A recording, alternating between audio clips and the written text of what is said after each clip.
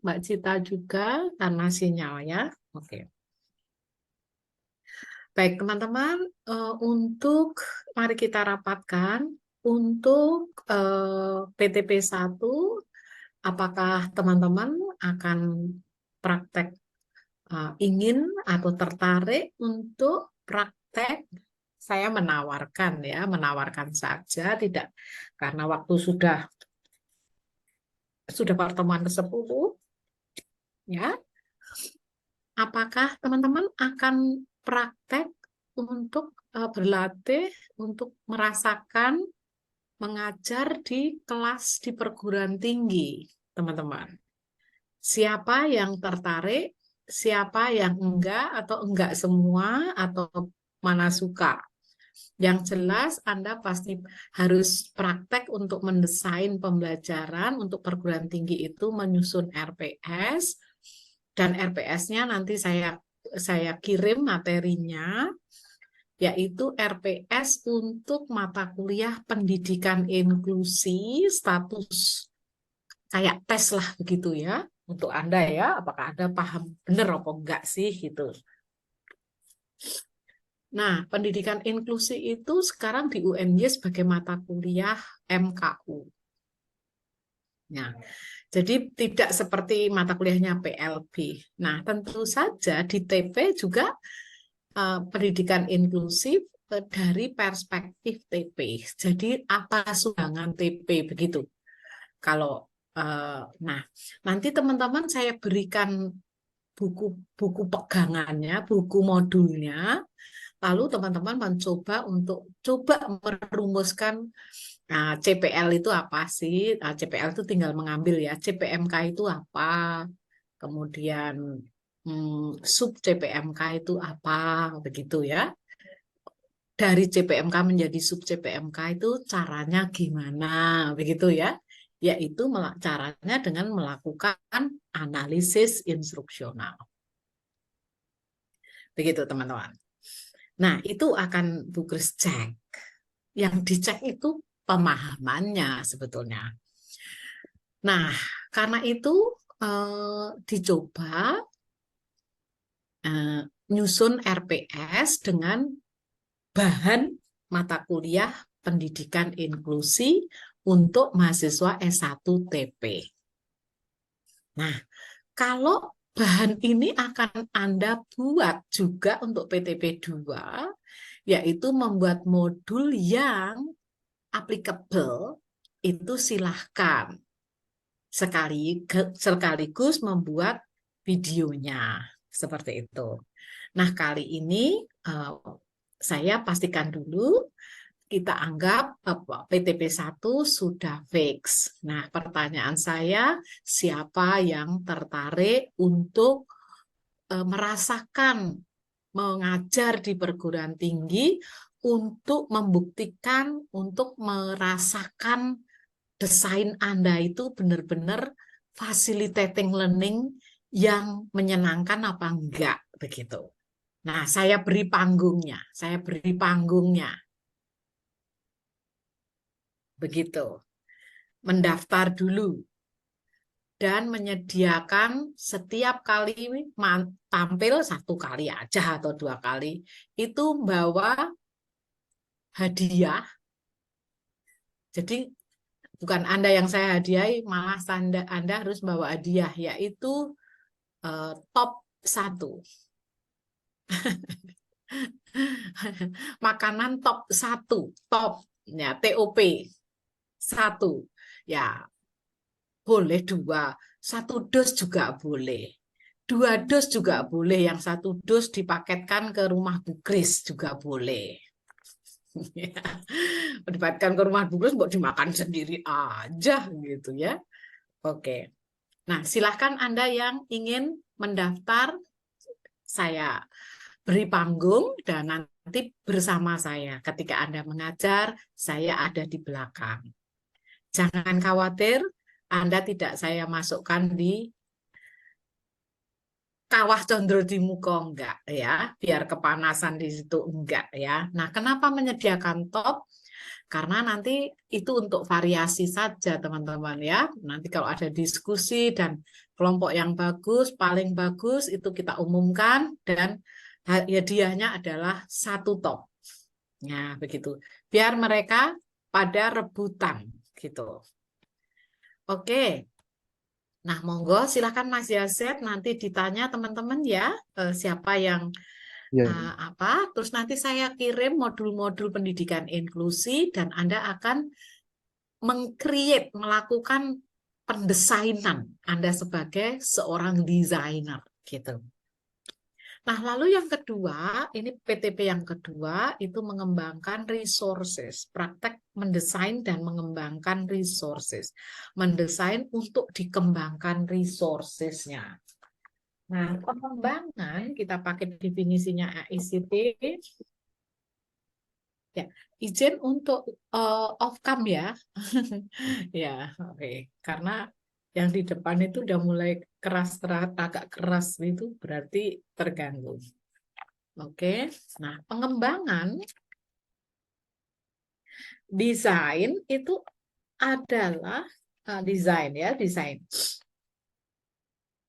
The domain of design. Nah, oke. Design is the process of specifying condition for learning. Desain adalah proses menspesifikasi kondisi untuk belajar, untuk terjadinya belajar, begitu. Menspesifikasi kondisi itu, misalnya itu di kelas, kondisinya di kelas, spesifikasinya bagaimana? Oh, nanti tujuan pembelajarannya ini, materinya ini, kemudian media yang digunakan ini, evaluasinya ini, metodenya nanti diskusi. Nah, begitu ya. Nah, lalu kondisi-kondisi seperti itu Anda spesifikasi. Misalnya, kapan nanti disampaikannya, pada pendahuluan atau pada penutup, dan seterusnya. Itu dispesifikasi. Oke, kemudian the purpose of design is to create strategies and product at the macro level, such as program and curricula, and at the micro level, such as lessons, pelajaran ya, and modules. Nah, jadi pembelajaran itu memang tidak bisa OMD dan SMG. Ya, SMG itu semau gue, OMD itu ngomong doang ya namanya. Itu udah pasangan itu OMD dan SMG. But harus didesain, harus dispesifikasi, harus menyampaikan tujuannya itu memang ada tujuan. Iya. Tujuannya kayak apa? Begitu. Iya, harus dirumuskan. Oke, sudah rumuskan. Terus harus disampaikan, begitu ya. Disampaikan atau tidak? Disampaikan, begitu. Oh ya, disampaikan. Kalau gitu disampaikannya gimana? Apakah ditulis? Apakah dibacakan? Ataukah mereka suruh baca sendiri? Nah, ini kegiatan menspesifikasi kondisi dan lainnya. Nah, di dalam itu desain. Di dalam desain itu ada 4 subkawasan, yaitu desain sistem instruksional, desain pesan, strategi instruksional, dan learner karakteristik. Jadi ketika kita mendesain itu harus memperhatikan 4 hal itu.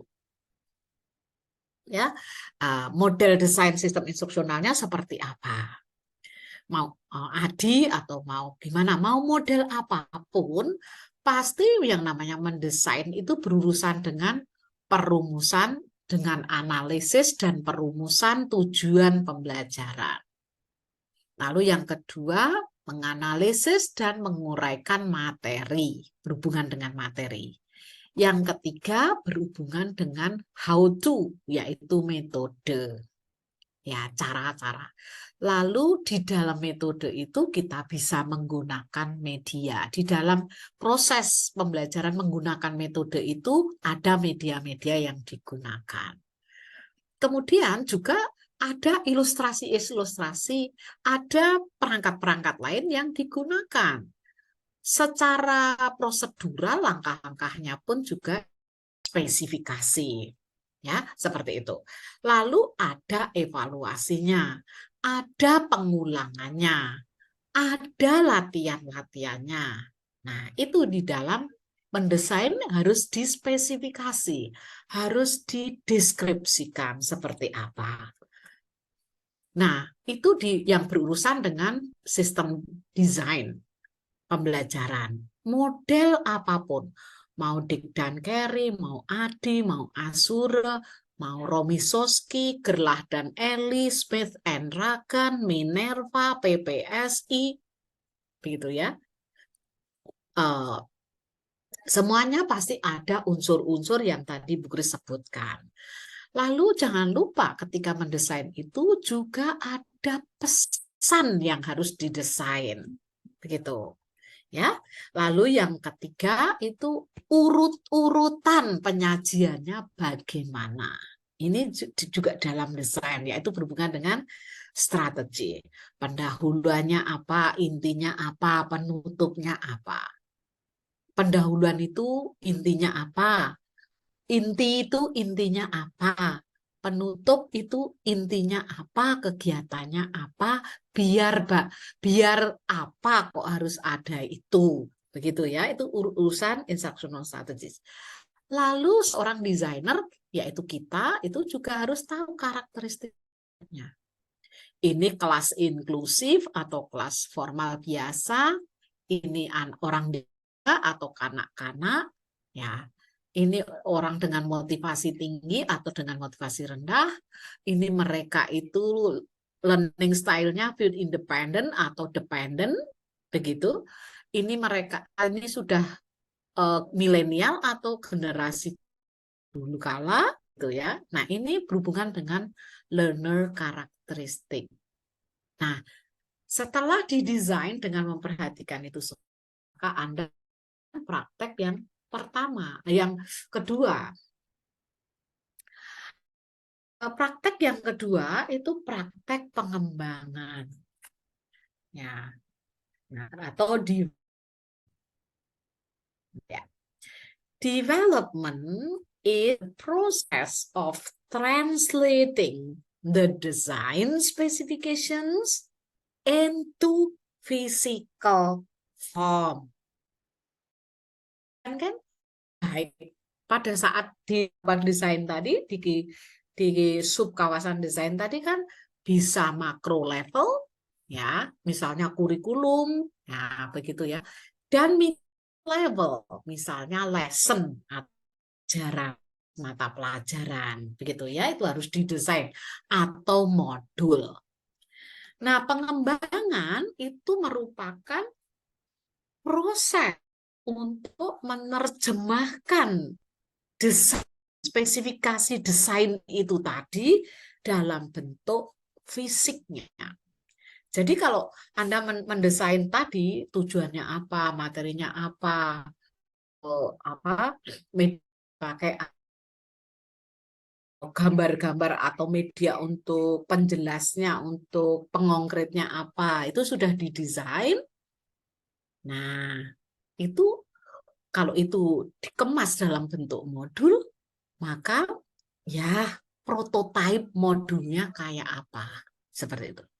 Kalau itu semua bahan-bahan itu tadi, kondisi-kondisi seperti tadi, akan dikemas dalam bentuk audiovisual, ya kayak apa bentuknya, begitu, prototipenya, fisiknya itu kayak apa, begitu ya, yang tampak, yang touchable maupun intouchable itu kayak apa. Misalnya model, ya model pembelajaran itu intouchable, sehingga Anda harus menjelaskan dalam bentuk produk, bukan produk, tapi dalam bentuk panduan gitu. Nah, ini development is the process of translating the design specifications into physical form. Jadi kalau modul ya nanti modulnya kayak apa? Seperti itu. Itu kalau penelitian pengembangan yaitu pada tataran prototype. Jadi apa yang sudah Anda desain itu lalu diproduk, dikembangkan sampai jadi. Masih draft, prototype. Begitu. Basically, the development domain can be described by, dapat dideskripsikan by the message, which is content driven.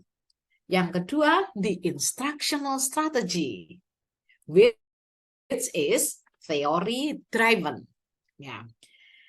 And the physical manifestation of the technology, the hardware, software, and instructional material. Nah, inilah teman-teman mengapa Anda mesti sebagai teknolog pembelajaran itu harus praktek mengembangkan yang diawali dengan desain.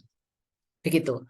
Nah, biasanya pengembangan itu dideskripsikan dengan adanya pesan yang yaitu berupa konten yang dikerjakan, yang di-driven, yang dibuat, yang dirancang, yang dibuat, yang disusun. Dan instructional strategy di dalam produk itu ada instructional strategy yang kita jalankan berdasarkan teori. Sebagai contoh, misalnya Anda membuat video instruksional pembelajaran IPA berbasis atau menggunakan atau ya berbasis pemanfaatan model pembelajaran PBL. Nah, berarti teori-teori PBL itu harus dimasukkan. Ya, materi-materi IPA itu harus benar secara teori itu bahwa yang dimaksud makhluk hidup itu begitu ya, seperti itu. Nah, kemudian teorinya seperti dari secara fisik dari teknologi yang digunakan. Kalau audiovisual video ya berarti harus hardware fisik videonya kayak apa. Pesan-pesan dalam video yang merupakan software itu seperti apa, dan materinya itu seperti apa. Gitu. Jadi kalau itu memang misalnya konsep-konsep, ya, ini merupakan materinya. Di dalam video itu ada konsep tentang makhluk hidup, konsep tentang berkembang biak, konsep tentang mempertahankan diri, misalnya seperti itu. Ya. Nah, kemudian secara fisik bentuknya kayak apa, didesain seperti apa. Ya, ukurannya berapa besar ya. Kemudian covernya kayak apa, durasinya berapa lama, apa yang dipadukan di situ apa saja, misalnya gitu ya. Misalnya mengajarkan tentang binatang-binatang buas ya, pasti kita harus menghadirkan konten-konten maupun instructional materials yang berhubungan dengan hewan binatang buas itu. Nah, lalu tentang 3 hal itu, yaitu konten, strategi, dan teknologi, ya seperti itu harus dirancang. Nah, kalau Anda membuat modul, maka juga harus dirancang materinya pendukung teknologinya apa, begitu. Dan kalau itu dalam bentuk audiovisual, video, atau mungkin multimedia, atau mungkin Anda akan menggunakan game atau apa ya yang berhubungan dengan dengan teknologi kekinian, artificial intelligence sekarang, ya mungkin Anda akan lebih kreatif seperti itu daripada saya, tentu saja dalam hal teknik, secara teknik. The development domain can be organized into 4 categories. Yang pertama, print technologies. Ya. Lalu yang kedua, audiovisual technologies. Yang ketiga, computer-based technologies and integrated technologies. Nah, karena yang computer-based technologies itu sudah diwakili oleh Prof. Herman, oleh Anda kuliah di Prof. Herman, maka Anda tidak perlu praktek yang untuk computer-based. Kemudian yang perlu Anda praktek, kalau terpadu kan yang memadukan antara tercetak, audiovisual, dan computer base ya. Seperti itu, atau tatap muka dengan asinkronusnya begitu. Maka untuk ini Anda prakteknya 2. Ya, inti dari PTP ini Anda di pengembangan produk. Kalau tadi yang pertama itu facilitating learning by processes dan resourcesnya adalah Anda sendiri. Kalau PTP 2 ini Anda benar-benar praktek praktek facilitating learning dengan resources, di mana processes terintegrasi di dalam resources itu, di dalam sumber belajar itu.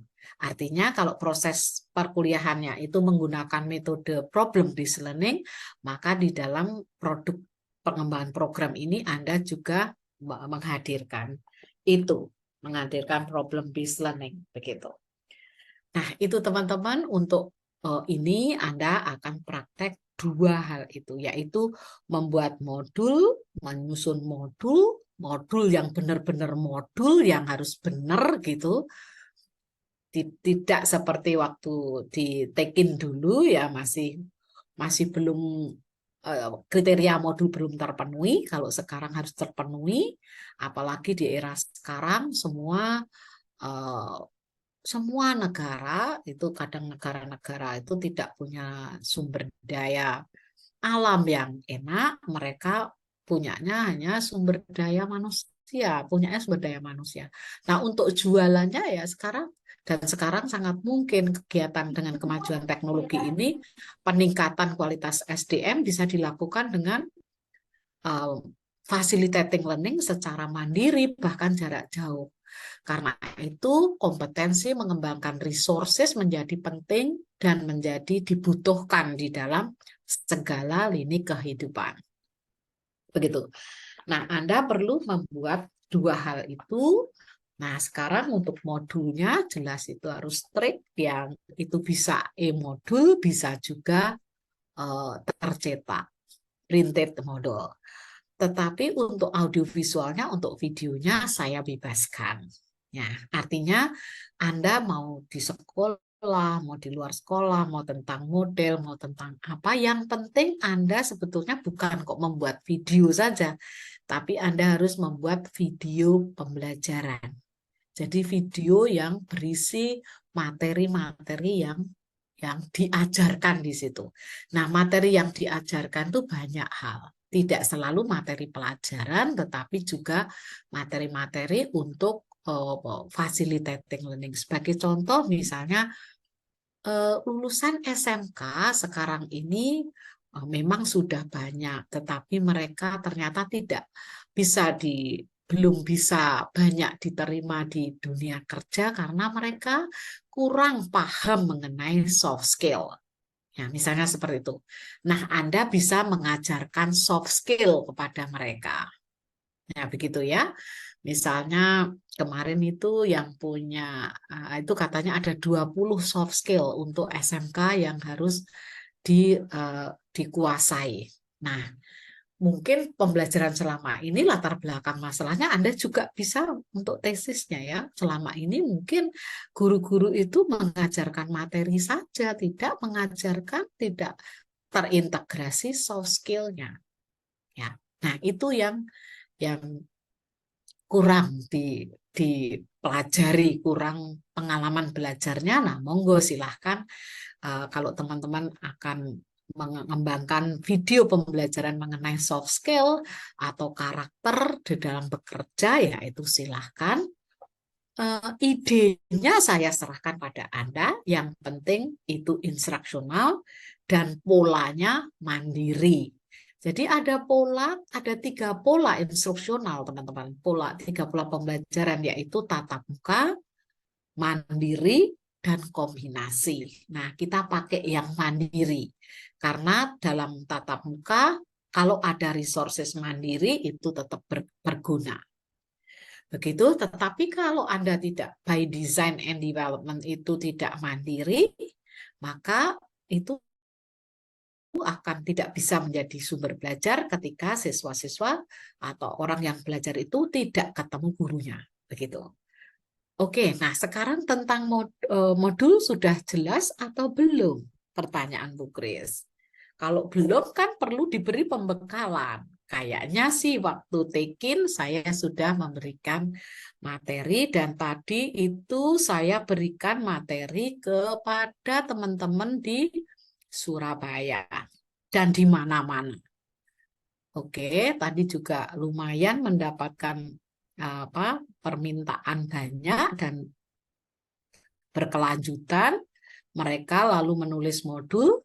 Nah, untuk menulis modul maupun mengembangkan resources dalam bentuk video instruksional, Anda sebagai seorang dokter, seorang desainer yang profesional, tidak bisa Anda ujuk-ujuk bikin. Itu namanya trial and error, OMD, ya, dan SMG. Nah, Anda harus melalui proses yang disebut analisis pembelajaran atau analisis instruksional. Nah, ini teman-teman. Analisis instruksional, ya ini kalau bahasa desain pembelajaran, ya analisis capaian pembelajaran mata kuliah, karena ini kan materi-materi untuk memenuhi permintaan para teman-teman Bapak Ibu ya. Nah, kemudian ini ada panduan pengembangan modul, ya. Ini juga bisa saya berikan kepada Anda, tapi Anda sendiri sebetulnya kan kita sudah sama gitu loh. Ya, kan kita itu sudah sezona dan seprofesi, sehingga kadang saya kalau mau memberi itu kan Anda sendiri juga sama profesinya dengan saya, namanya jeruk makan jeruk, jeruk minum jeruk dong gitu ya, seperti itu. Nah, begitu juga apa yang Anda ketahui tentang video instruksional, itu saya kira Anda juga paham itu, bahwa secara prosedural ini Anda perlu membuat naskah dulu. Nah, naskah itu tidak bisa ditulis kalau Anda belum melakukan analisis pembelajaran dan analisis karakteristik siswa gitu loh teman-teman. Ya, ya prosedurnya penulisan naskah itu diawali dengan menulis ide, ya. Tetapi Anda perlu punya bahan-bahan dulu. Nah, bahan-bahan itu Anda perlu analisis instruksional. Apa itu analisis instruksional? Analisis instruksional adalah proses menjabarkan kompetensi umum menjadi kompetensi yang lebih spesifik. Jadi kalau Anda mau mengembangkan sebuah sistem instruksional, mau video atau apapun, itu soal nanti, itu soal kemasan. Tapi bahan-bahannya itu harus ada dulu. Ya, pertama Anda melakukan analisis kebutuhan. Selalu ya, kalau kita merancang sebuah sistem pembelajaran, itu pasti selalu diawali dengan analisis pembelajaran. Nah, kegiatan analisis pembelajaran itu mulai dari analisis kebutuhan dan perumusan tujuan pembelajaran umum. Kemudian Anda jabarkan, ketemu sub-sub jabarannya, lalu Anda menganalisis, menjudge, memberikan judgement sebetulnya karakteristik siswanya itu seperti apa.